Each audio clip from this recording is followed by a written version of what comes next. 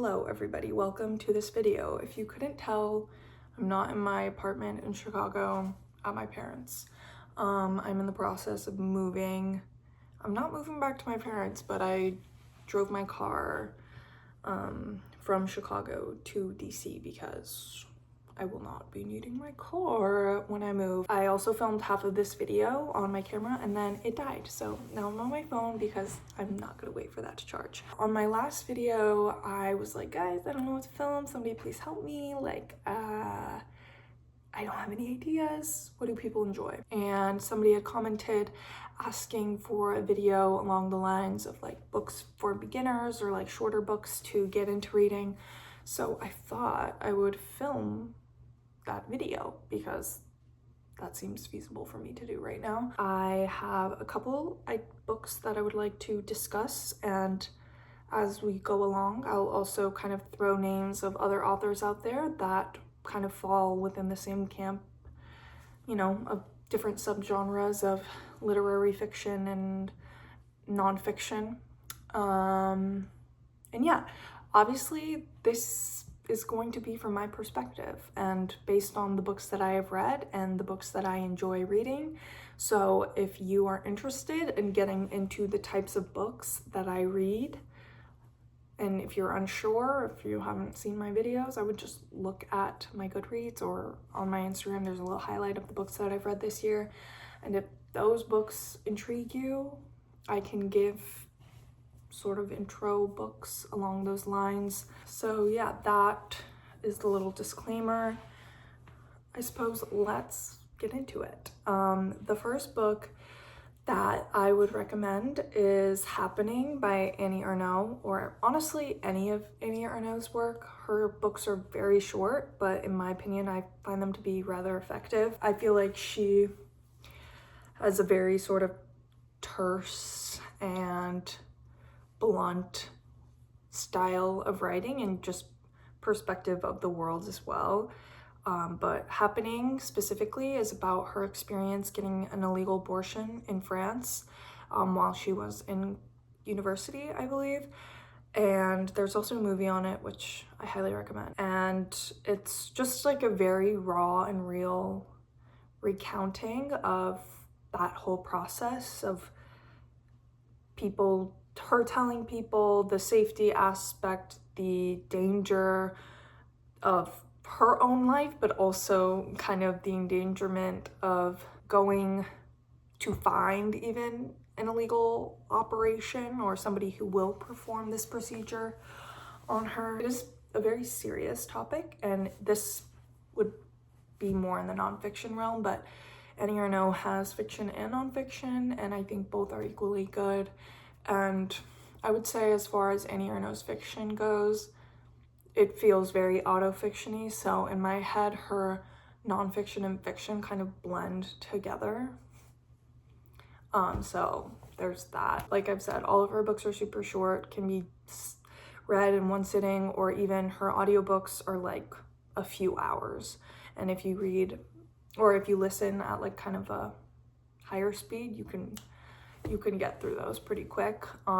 Just to honestly try one out and see if you like her writing. The next book that I have to talk about is The Days of Abandonment by Elena Ferrante. I have spoken at length about this book in my previous videos, but what I will say is that I think this book specifically is a great introduction to Elena Ferrante's writing style, and simultaneously stands great on its own as far as its own narrative. It was the first Ferrante I've ever read, and I went on to read the quartet after because I was just completely enraptured by her style of writing and kind of narrative structure. It's a great little appetizer to the Ferrante universe and really sets the scene for what you can expect as far as themes of like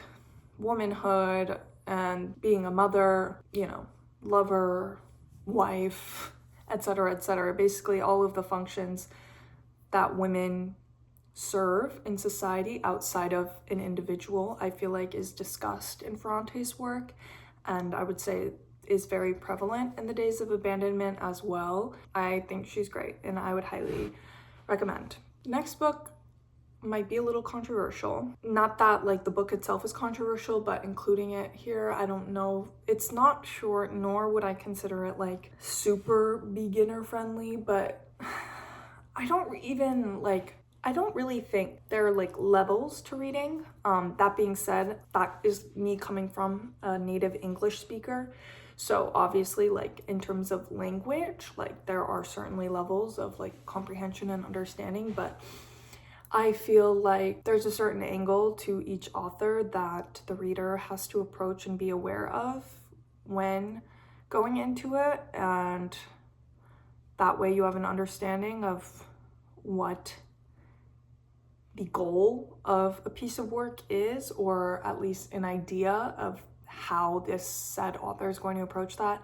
Anyways, this long preamble is to preface the recommendation of The Waves by Virginia Woolf. A lot of people I have found maybe are like scared of Virginia Woolf, and I understand why. Her writing is very fluffy, it's very stream of consciousness, it's very meandering, there's really no central plot, but I really appreciate that because I feel as though that is how we as individuals experience the world. It's not all like, today I woke up and drank my coffee and read a book. There's so much going on within the interior of a person, like even within waking up and going to the coffee pot. There's just, we all think, we all have thoughts. And I think the thing I love about Virginia Woolf's writing is that she spares no thought on the paper. She will write every little thing that she thinks a character is thinking in a given setting. And to me, I read that and I'm like, okay, I feel seen. So let me get into what The Waves is about. It is about this group of friends that are friends in childhood. They are, I think, at like a school, and then basically it follows them as they grow older and how their relationships develop. I would say The Waves is a better start than Mrs. Dalloway. I feel like everyone says Mrs. Dalloway is a great intro to Virginia Woolf, which I don't disagree with. I think Mrs. Dalloway is slightly more approachable. However, I do think it is one of her more, like, dare I say, less entertaining reads. And so I don't necessarily want to be the person that's like, read this one first before you read any of them. I would say start with The Waves if you're looking to get into her fiction. It took me a while to read. I couldn't sit down for too long and read too much of it at once. It's definitely like you read 10 to 20 pages a sitting kind of thing, at least for me. But you gotta let things percolate. You gotta take your time and you gotta process, and before moving forward, just like, you will get it. You can get it. It might take some rereading, but anyone can read it. I am sure of it. It's a matter of, do you want to take the time to do so? And eventually, this goes for almost any author in my opinion, once you get used to an author's writing style, it becomes easier to read because you just have a better idea of their perspective and the way that they communicate. And it's almost as if like you're getting to know somebody, and somebody has a certain way of speaking, and if you're not really familiar with them, you're not really sure what they're trying to say or the undertones of what they're trying to get at. Listen, I'm not saying Virginia Woolf makes it easy on us, but I would say the return on investment of your time is worth it to me. Listen, if you want to read nonfiction, be my guest. Like, Virginia Woolf does great nonfiction. She does great essays. A Room of One's Own, but everyone already knows that one already. So, but speaking of feminism, if you are interested in reading kind of political philosophy, feminism, books in that realm, I would say authors in that camp are like Frances Fanon, Audre Lorde, Rosa Luxemburg. I feel like Bell Hooks goes in there quite nicely, and a short and sweet one to kind of dip your toe into that realm would be Feminism is for Everybody. Super short. Bell Hooks has great literature on feminism, and also just the experience of humans in general. I haven't read all about love, but I know everyone and their mother has. But I have read Feminism is for Everybody, and I feel like when you're trying to read a book that is a little more dense, and more history, or for the lack of a better word, information specific, you just kind of have to adjust to that tone of writing because it doesn't flow as nicely as fiction does. There's definitely more to be digested, and in some ways nonfiction is less intuitive, or that sort of nonfiction is less intuitive than fiction in terms of like comprehension within the brain. It's a little more active than fiction is. So I would start with Feminism is for Everybody. The title pretty much explains the gist of it, but it is just talking about how feminism is relevant for everybody to practice. I'll let Bell Hooks kind of take it away. You just gotta read it because feminism is for everybody. So the next book that I have to talk about is kind of in the creative nonfiction poetry realm / sphere, and that is Bluets by Maggie Nelson. It's awesome, like great book. Authors that I also enjoy, or poets rather maybe, in the same camp would be Louise Gluck. Margaret Atwood has a great collection called Dearly, which is really good. Ada Limon is one of my favorite poets. Obviously Ocean Vuong. But Maggie Nelson's Bluets is very short, structurally pretty digestible. It is written in a series of bullet points basically, and it is about a lot of things, but ultimately it is centered around the color blue and how blue manifests in ways as she is processing a breakup, sort of. The loss of somebody that she once loved romantically. And there are a lot of little nuanced little perspectives in there, but ultimately that's kind of the umbrella of what the Bluets is about.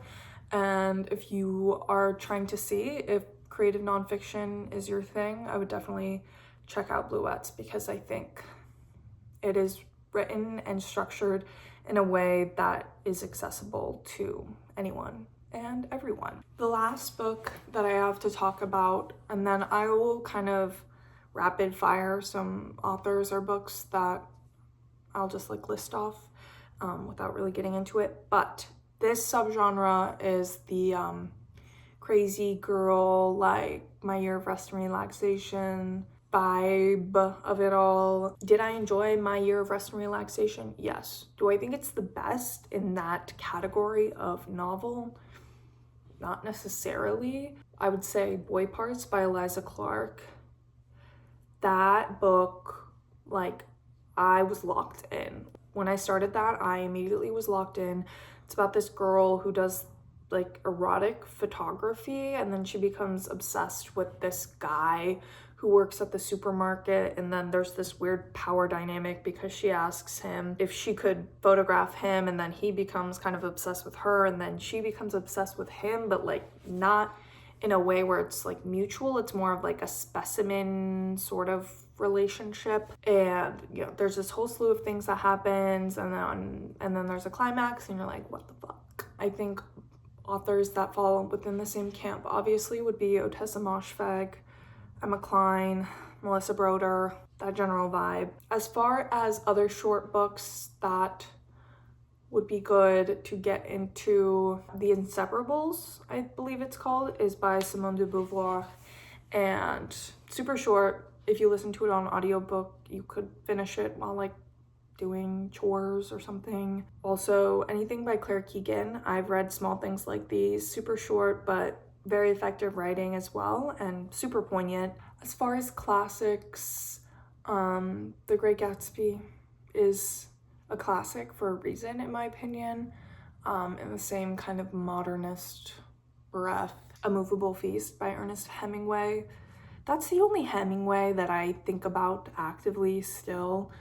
I went through a whole Hemingway phase in college. I don't know, like, it was kind of giving like pick me. I don't know. Ultimately, I wouldn't say that I recommend Hemingway unless you are like a bring back masculine men kind of guy. Something about him pisses me off, but A Moveable Feast, I liked it. Never Let Me Go by Kazuo Ishiguro. It's great. I mentioned before, but Ocean Vuong. I would say poetry. I would say Time is a Mother over Night Sky with Exit Wounds, but both are equally great in their own right. I think that's all I have to say. If I think of more, maybe I'll put them in the description. If you have any books that you think would fit in this category of books that I've discussed, please leave them in the comments, for myself and also for other people watching this video as well. I'm going to try to upload more consistently. I've said that every video. I have a lot more free time as it stands right now, so I'm going to try to be more consistent because I really want to put effort into this as I'm filming on my phone. But yeah, anyways, that's all I have to say for today. I hope you enjoyed watching, and I'll see you when I see you.